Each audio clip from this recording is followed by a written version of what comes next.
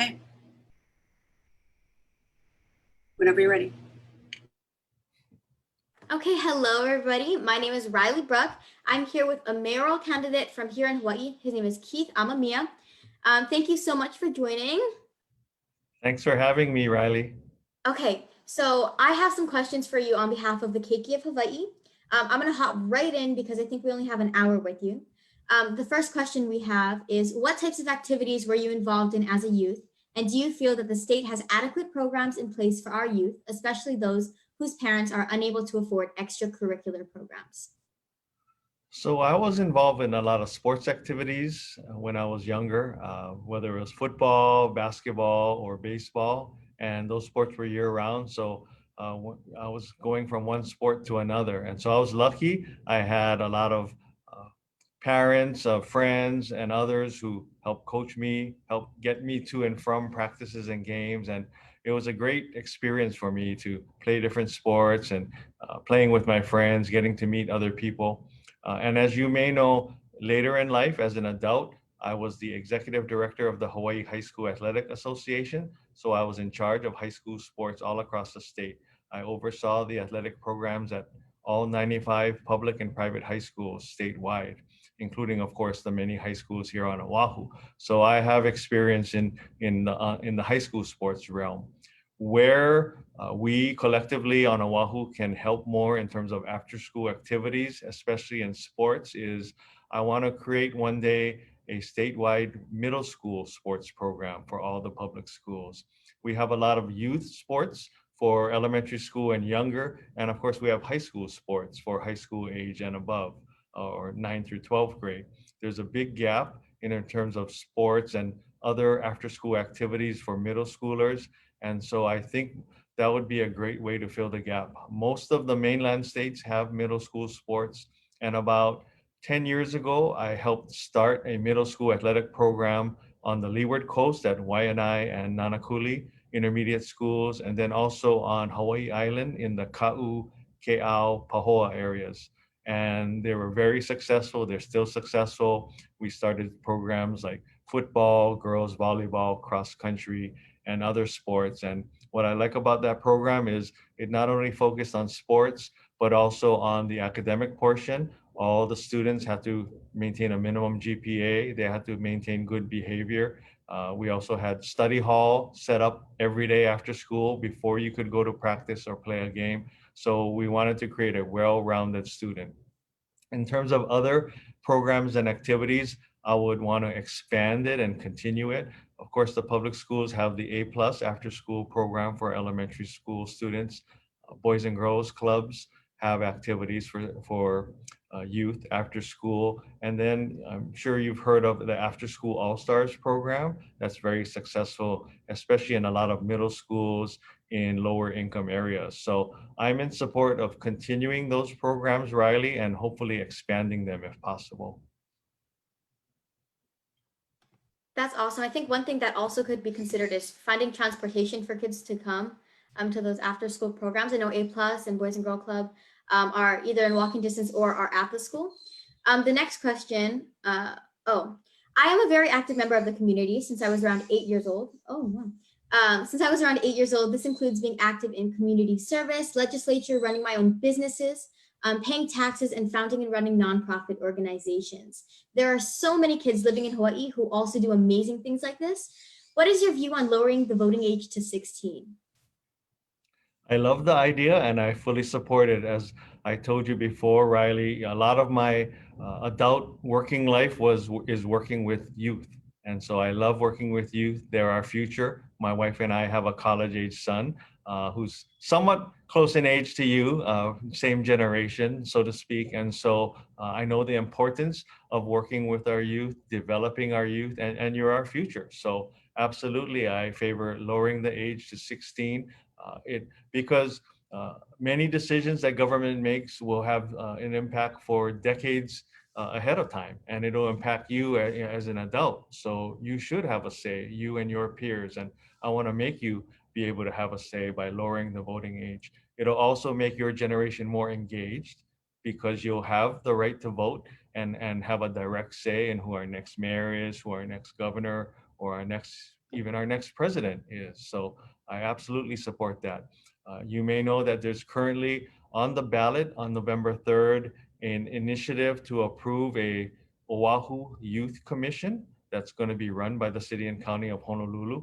And it's ballot measure number 2. So there's a drive with people your age and a little older saying vote yes on number 2. And so I'm in support of voting yes on number 2 so that a youth commission is formed. And as mayor, I will oversee that commission and have people like yourselves who are knowledgeable about the community, represent youth, have a seat at the table as part of the youth commission. The next question, that's amazing. Hopefully by the time that I'm 16, I am able to vote. The New York Times has talked about Gen Z as a generation that is so socially aware and so progressive that we ask for things that older generations have been scared to ask for. Thanks to social media connecting us to the internet and making information more accessible to us, our generation has been more actively involved in many different issues. How can the city involve youth more? And have you considered creating an active youth advisory board that actually has a voice that matters in the state? So as I mentioned in the previous question, my son is part of Generation Z. He's part of your generation. So of course I support your generation and I understand your generation. Your generation is amazing. You're much more civically minded than I was at your age. You're more aware of the issues. You care more about the issues like climate change, for example, because that issue is enormous, as we all know, and it's going to impact your generation the most unless we take measures to address the effects of climate change right now. We already talked about the Youth Commission and that being on the ballot. I support that as well. Youth will be an important part of my administration in terms of whether having people like you on the Youth Commission or having you at a seat on the table on other issues. You're an important voice, you're our future, and that's what we should base all most of our decisions on. It's about your generation and what you folks need. That's what the older generations are supposed to do, is create as bright a future as possible for people like you. Okay, going into the next question, also regarding climate change. As you said earlier, you know the decisions you guys make affect the world you leave behind for us. Do you feel that climate change is a real issue that affects us and our future? And what plans do you have to address climate change? Well, some of our national leaders don't think climate change is for real, but you and I know it's for real. It's a crisis. It's a catastrophe looming, Riley. And so I take climate change very seriously. One of the first acts I want to do as mayor is enact a climate action plan. The city currently doesn't have a plan on how to deal with climate change. I'm going to make sure we have a plan. The current administration is working on a climate action plan. As mayor, I hope to be able to enact it and implement it. In terms of how the city can help on climate change, we can engage our youth because they're going to be the ones, people like you, most impacted by climate change, whether it's the warming of our islands, whether it's the rising sea level, whether it's the greater proliferation of superstorms. Those are all issues that's going to affect your generation. So I'll make sure that you have a seat at the table. I'll make sure that we enact a climate action plan. The city can also do its part by electrifying its bus fleet and pivoting away from using fossil fuels to keep its buses running. The city's already starting to do that. I'll make sure that we have 100% electric bus fleet eventually. In terms of the city buildings, we can definitely make them much more energy efficient. A lot of them are old right now and aging and not very efficient when it comes to energy usage. So we need to audit and inspect all of our city facilities and make them much more energy efficient right away. So there's lots of ways the city can help in that regard. We can also facilitate the use of solar rooftop energy. A lot of homes already have them, but not enough. We need to make it available and feasible so that every rooftop on this island has solar energy powering homes and buildings and what have you, so that we're not as reliant on fossil fuels. I think the youth of Hawaii will be very happy to hear that. Hawaii is known as the endangered species capital of the world. I've been working on a bill for several years now that would educate passengers on all incoming flights through a mandatory educational PSA about our endangered and endemic species, as well as the laws pertaining to them, respecting our INA and cultural sites, ocean conservation, and safety. The bill was modeled after Palau's campaign to protect and conserve their islands, and it also included a pledge that would help hold people accountable for what they do down here in Hawaii, and educational seatback cards. My bill was highly supported by locals and visitors. The bill was killed in 2018 at the Capitol. We tried again in 2019 and it passed at City Hall, only to be vetoed in 2020 and killed by Mayor Caldwell. How important is it to you that we protect and preserve Hawaii, and do you feel what we have in place now is enough? Well, of course, it's critical that we protect our natural resources and our endangered species here in Hawaii. We have a high percentage of the world's native species or endangered species. And so, it's incumbent upon government leaders like the mayor to make sure that we protect those types of species. So that will be one of the priorities as mayor. And as for your initiative, you should be applauded for pushing that through and trying to get it passed at the state legislature and also through the city council. I commend you and I commend Council Member Pine for helping champion your efforts. And as mayor, I hope you reintroduce that bill and let's see if we can get it passed. Yes, I know we definitely are going to reintroduce that soon, so watch for that. Since experiencing COVID-19, we have seen many negative effects on our economy because our state relies so heavily on tourism. How do you plan on moving Hawaii towards a healthy economy that doesn't rely on visitors? And what plans do you have in place to make Hawaii more sustainable and self-sufficient? So for decades, we've talked about being over-reliant on tourism, and we've seen the effects through COVID-19 of being over-reliant on tourism. We need to pivot away from tourism, not rely on it so much, and diversify our economy. We need to build up industries like agriculture, aquaculture, and renewable energy. And I'm committed to doing that. We can't afford to have another economic downturn where we're over-reliant on one industry like tourism, and it has a devastating impact on our economy. So I'm already committed to building up other industries like agriculture, aquaculture, and renewable energy. And I look forward to working with stakeholder groups like our youth, because you're gonna enter the workforce sooner than you think. And we need to be able to have people like yourself and your family and friends given viable jobs in diverse industries so that you can make a uh, make a living that's sufficient to be able to stay in Hawaii. That's another concern of mine, that Hawaii is getting too expensive for our younger families, our younger people, and that they're being forced to move away, and that's just not right. Awesome. Our next question is, we have an overpopulation problem, an animal overpopulation problem in Hawaii and weak animal cruelty laws. Culling is often brought up as a solution to our overpopulation problem, despite the fact that research done by the Humane Society of the United States has proven the most efficient way to decrease animal overpopulation is through high volume TNR. Between the high cost of sterilization and the amount of animals that are abandoned without enforcement of abandonment laws, our stray animal numbers continue to increase. The Hawaiian Humane Society, our main shelter here on Oahu, is a kill shelter that operates as the state's animal control. There has been a lot of controversy about the high euthanasia numbers and why. I've requested an audit on the Humane Society for the past 3 years with no response. If elected mayor, would you evaluate our practices and initiate effective and humane ways to manage our animal overpopulation problem? Yes, I would, and I would support your efforts to conduct an audit or have an audit conducted and the results shared with all of us and the general public in general. It's important to know what's being done and the statistics that are being in terms of how we're dealing with stray animals. I obviously support, doing what we can to treat our animals and pets humanely and in as safe a manner as possible.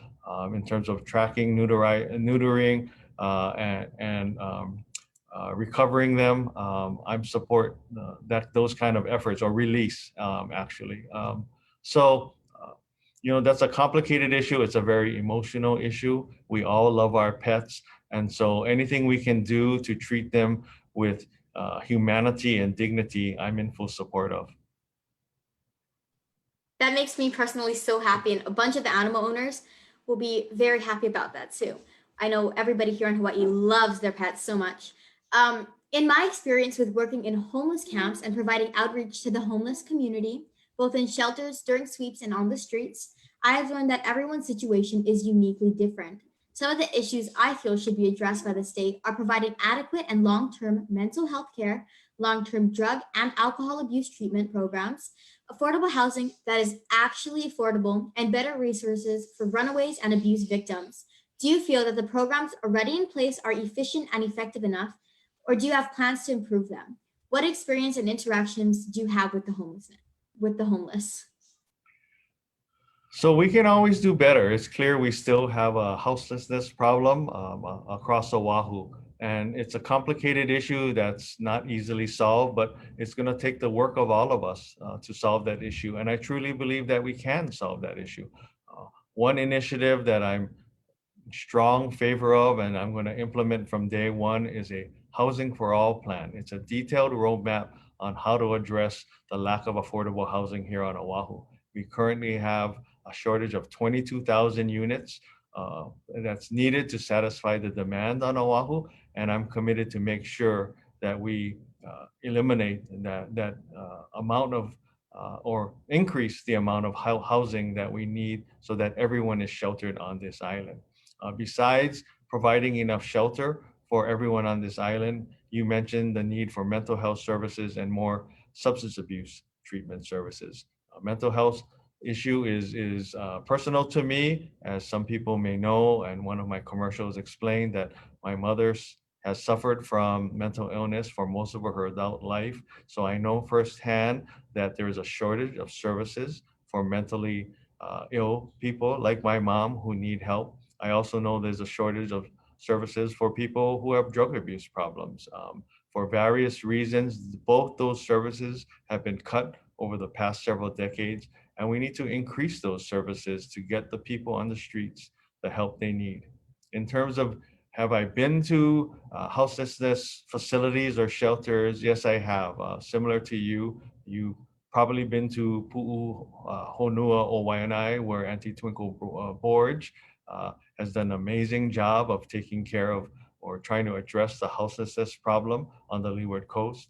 I've been to Auntie Blanche McMillan's Kauhale project in Waimanalo, and several other projects that are being implemented and utilized right now that have been proven to be very, very successful. One of the projects, the Kahauiki Village project in the Kehi Lagoon area, I was very involved in the planning and construction and deploying of that village. As you may know, there's 144 units that were built there.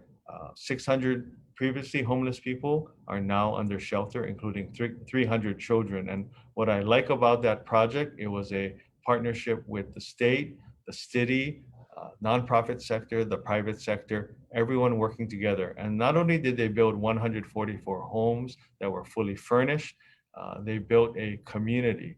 There's laundry services, there's a community garden, there's a daycare center, there's a preschool, there's a police substation, and there's a social services center as well, so that the residents there can get help in areas like government assistance for food or for rent or for job training. So it's a great project, it's a true partnership, and we need to continue more of those partnerships as mayor.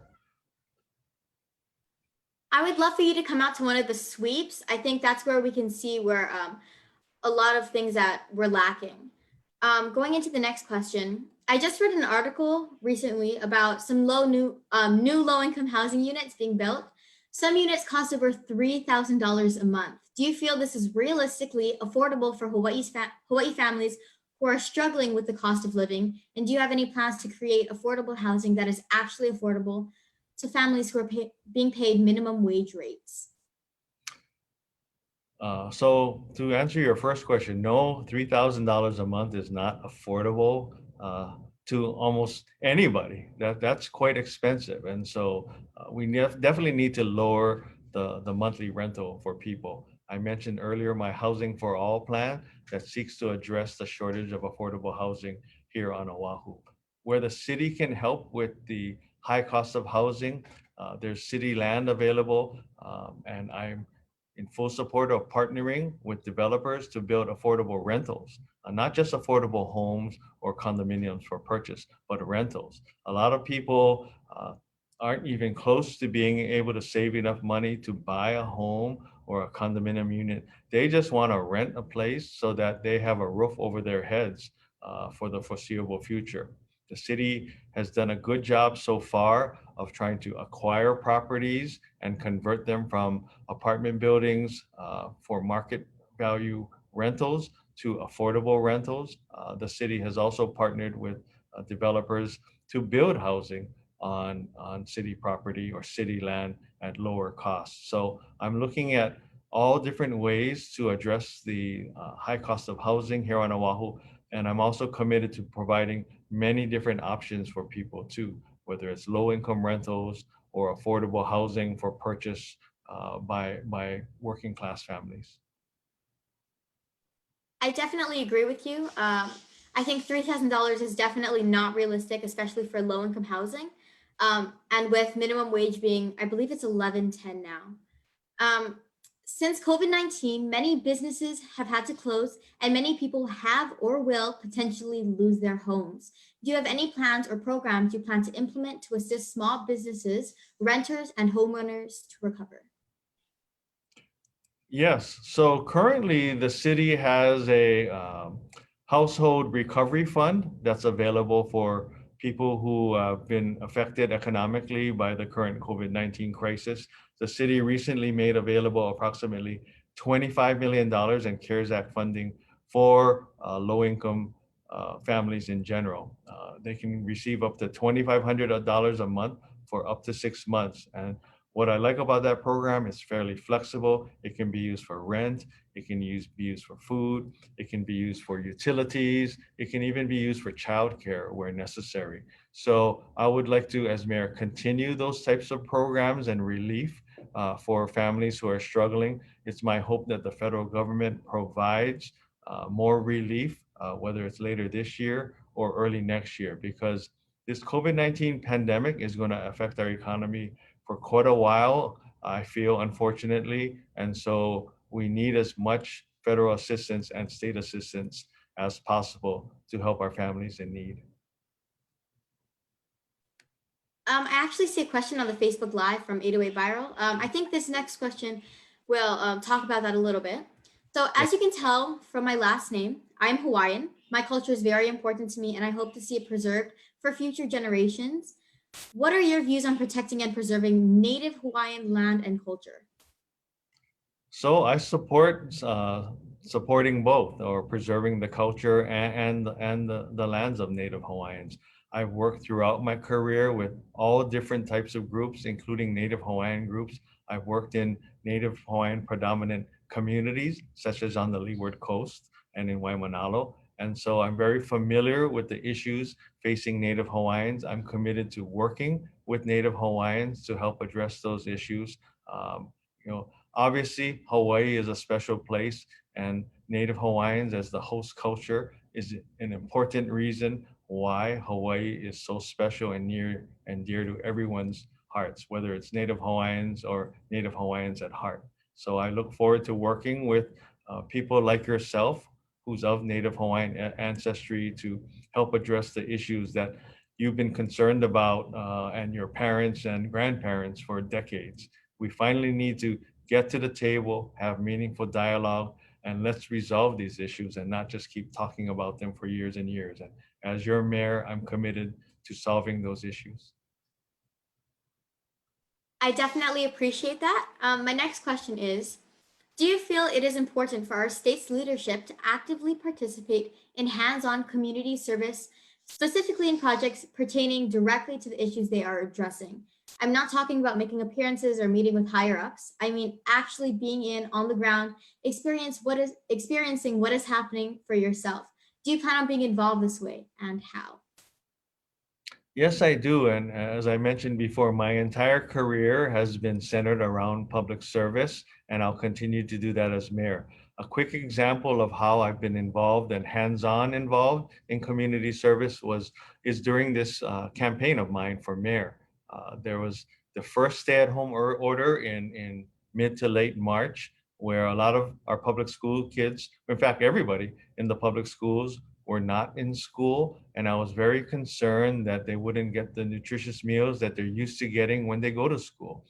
Public schools provide, if you qualify, free breakfast and free lunch. And for many of our low-income students, that's the only meals or the only nutritious meals they get.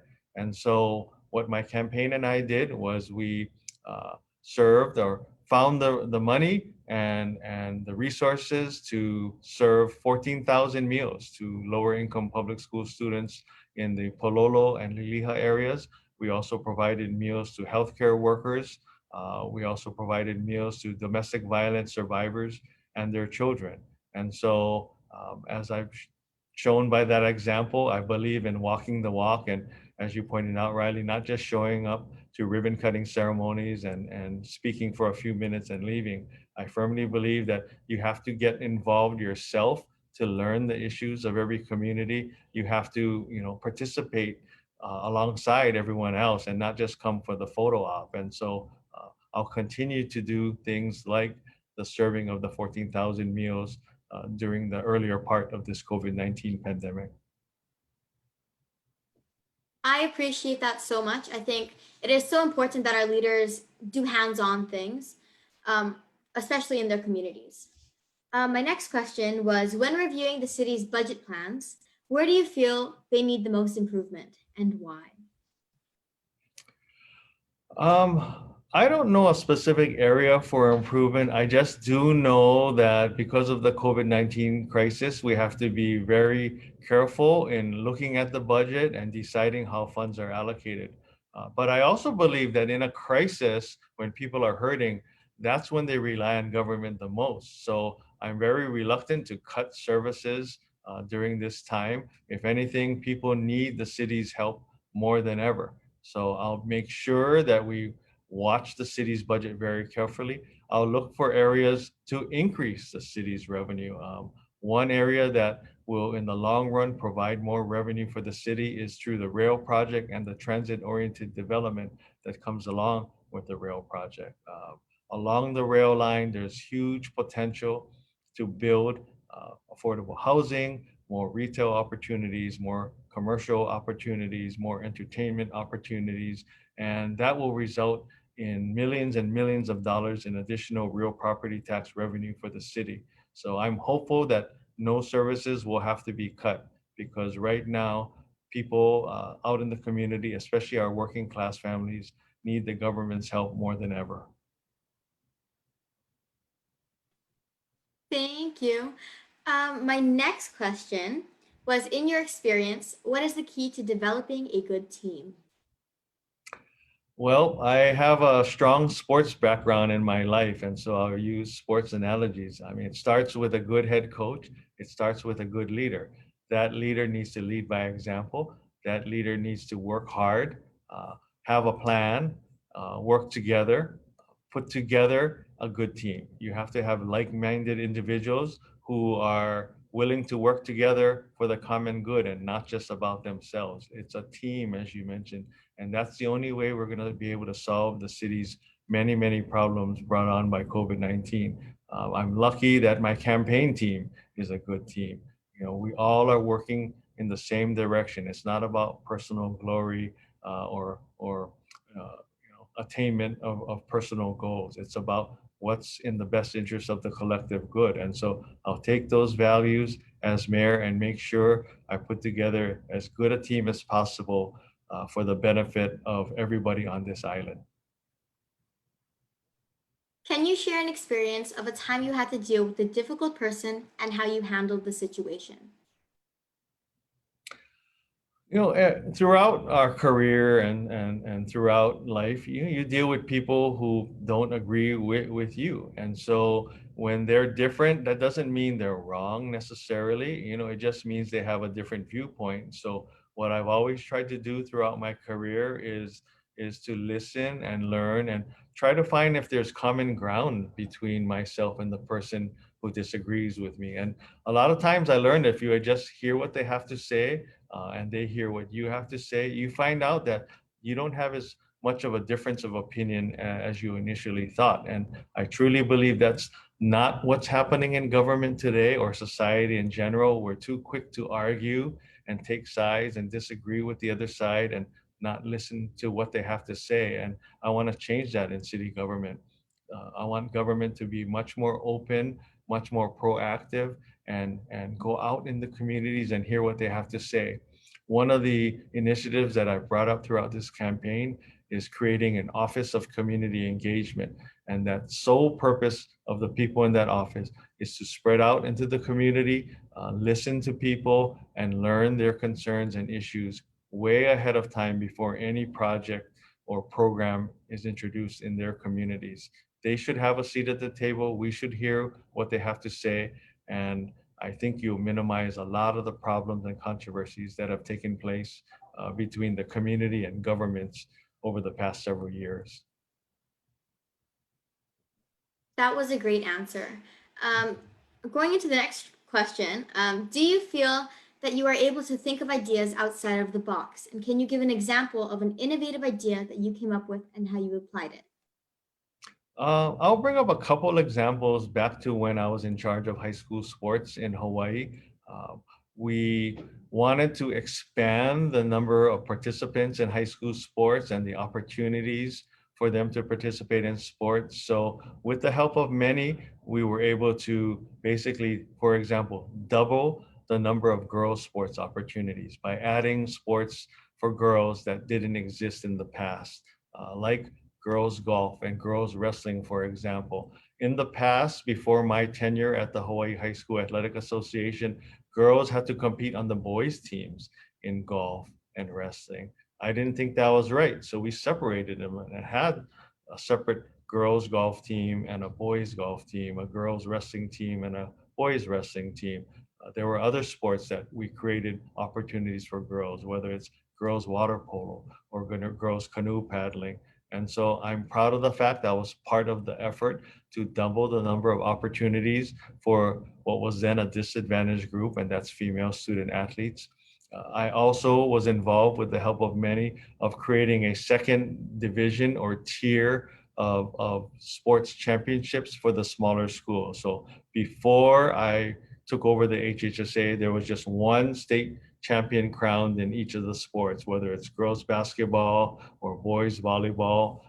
But by creating a championship for the larger schools and then a championship for the smaller schools, more student athletes were able to participate in a state championship. And it just leveled the playing field. It's really difficult for a small school like Hana High School to participate against a school like Mililani High School, who has an enrollment several times larger than Hana. By allowing Hana to compete with other smaller schools in the state playoffs like Ka'u and Kohala, it just made it more equitable, more enjoyable for our student athletes. And then the final initiative that was successful and different was 10 years ago, there was another economic crisis, and the state and the Department of Education was going to cut funding for junior varsity sports in all of our public schools. And I knew that that would be devastating for our junior varsity student athletes by not being able to participate in sports. So I initiated a fundraising drive, a community-based fundraising drive to raise the money needed to save JV sports from being eliminated. So in about 3 months, we were able to raise about $1.5 million and save JV sports. We did it through car washes, bowling alley fundraising drives, or parents of student athletes who would collect money. Corporations would donate money. It was a true community effort, and I was happy that I was a part of the effort to save sports. That's awesome. This next question is something that I'm very, very passionate about. Have you had any experience with Oahu's beaches when they are covered in plastic? And are you aware of the way that the currents bring in debris from the Great Pacific Garbage Patch and places from all around the world to our shorelines? And do you understand how dangerous microplastics are? If not, would you be willing to come out to one of our remote beaches to clean it up and see for yourself and learn about it? So certainly, I'd love to go to one of your beach cleanups, and please let me know when the next one is, and I'd love to participate. But I'm well aware about the dangers of microplastics. It's a global problem. It's a global issue. The Pacific Garbage Patch is massive. It's a terrible situation, and we can't keep feeding that garbage patch. And so I credit you and others around your age. It was a youth-powered movement to pass Bill 40, the single plastics ban that was enacted into law by the City Council earlier this year. We need to remain vigilant about the pollution that we humans are creating around the world. We need to consume less trash, including plastics, and we need to move forward and try to eliminate plastic from our ecosystem as soon as possible. We probably will not have another beach cleanup until after COVID, but I will definitely let you and your team know. Sure. Um, my next question was Native Americans believe in the seventh generation philosophy. That means when they sit in front of the council for the welfare of their people, they do not think of themselves, their families, not even their generation. Instead, they make their decisions on behalf of the seven generations coming so that they may enjoy what we have today in the future. How far down the road do you consider regarding the impacts of your decisions? Just immediately, a year, several years, generations? And do you think it is important to do what your constituents want or to do what the right thing in the best interest of the bigger picture is? Well, I always think it's best to do what's right and in the best interest of the community at large and not for any particular special interest group. And so as mayor, I'll continue that philosophy. I also believe in decision making that's, several years ahead and multiple generations ahead. As I mentioned earlier, a big reason I'm running for mayor is because of the fact that my wife and I have a college age son, and I'm worried about his future. He's relatively close in age to you, Rylee. And so you're the basis, or your generation is the basis of why I'm running.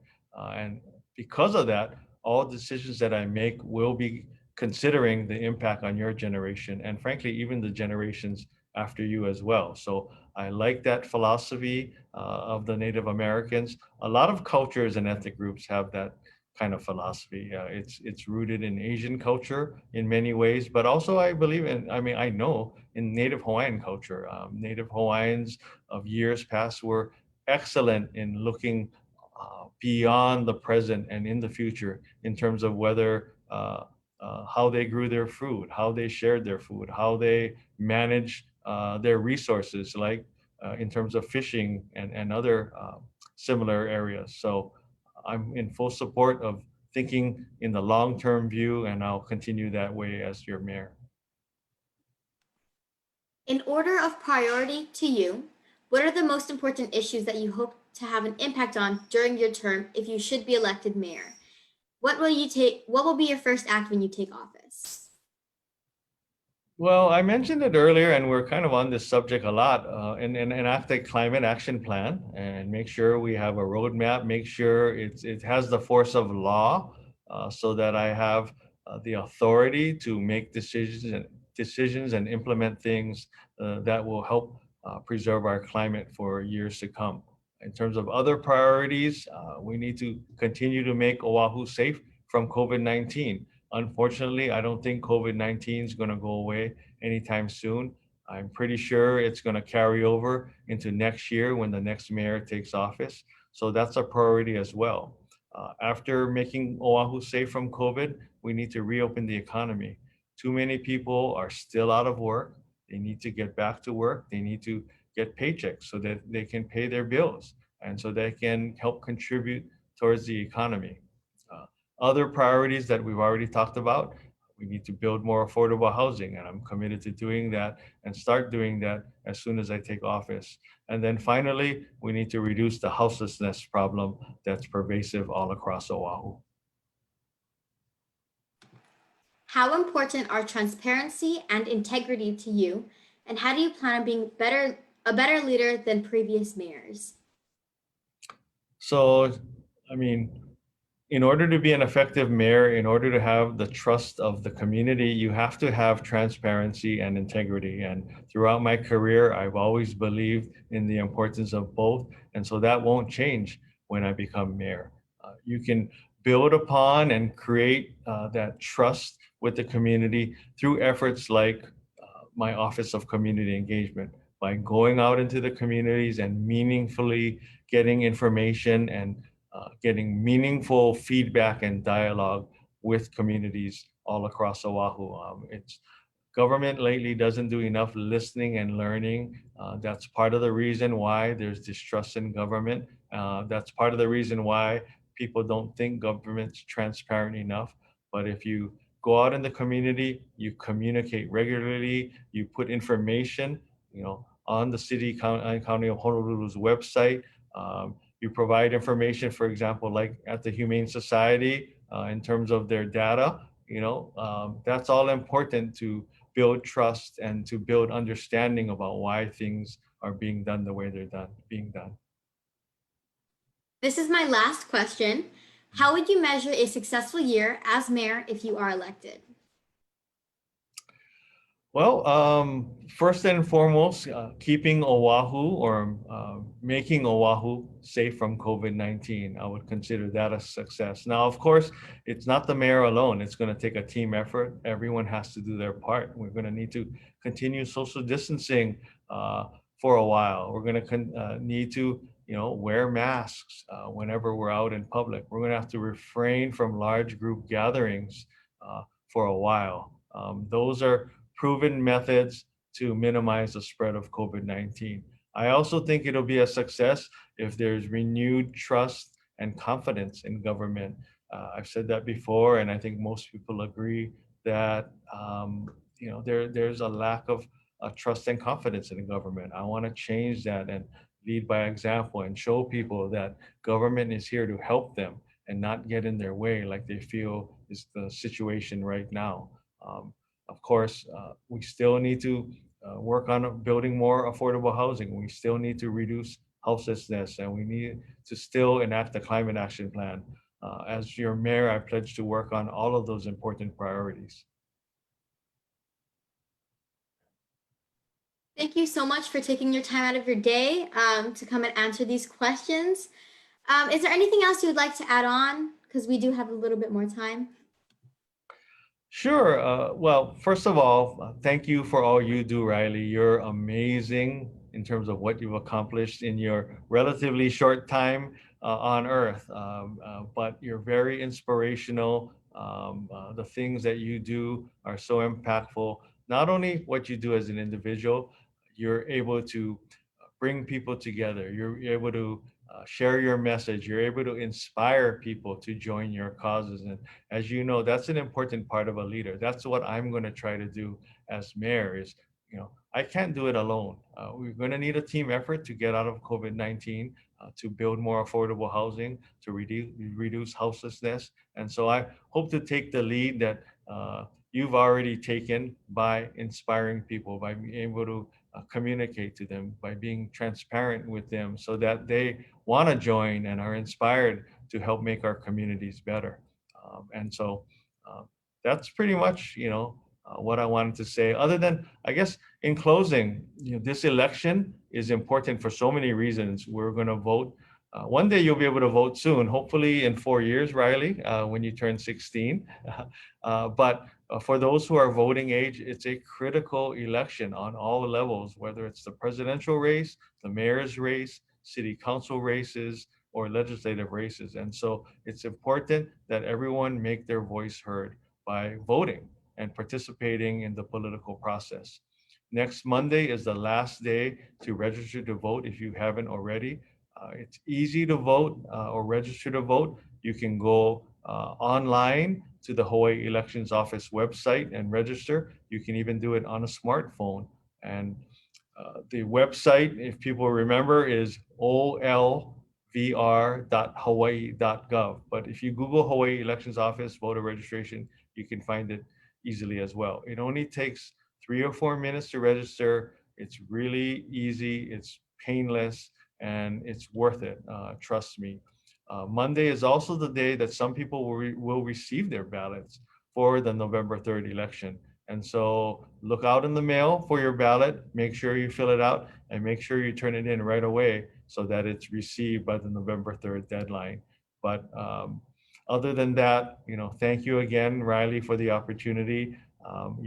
It's a pleasure to meet you. I've heard so much about you. Keep doing the great things you're doing. And for all your viewers out there, thank you for allowing me to speak to them and hear my message, hear my vision and goals.